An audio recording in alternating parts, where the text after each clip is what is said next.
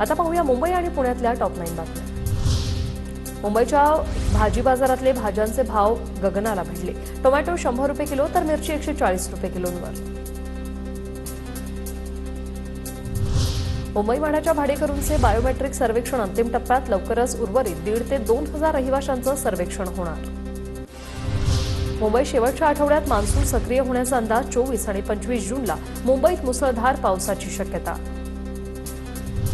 मुंबईतील धरण क्षेत्रात अद्याप समाधानकारक पाऊस नाही। 7ही धरणांमध्ये केवळ 5.32% पाणीसाठा शिल्लक। पावसाने दडी मारल्यास मुंबईकरांवर पाणी टंचाईची शक्यता।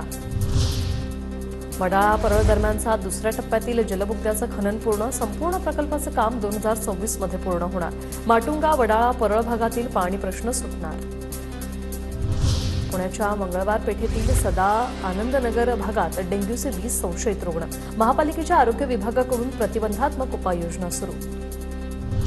नवी मुंबईतील घणसोली विभागात अनधिकृत फेरीवाल्यांची दादागिरी। कारवाईसाठी गेलेल्या पालिका कर्मचाऱ्यांवर फेरीवाले धावून गेल्याचा प्रकार। पुणे जिल्ह्यातील दगडखाणींचे सर्वेक्षण होणार। जिल्ह्यात अवैध उत्खननातून राज्य सरकारला हजारो कोटींचा फटका। पुणे पोलिसांच्या रात्रगस्तीत होणार वाढ। शहरातील वाढत्या गुन्ह्यांच्या पार्श्वभूमीवर सायंकाळी 6 ते मध्यरात्रीपर्यंत पोलिसांची गस्त असणार।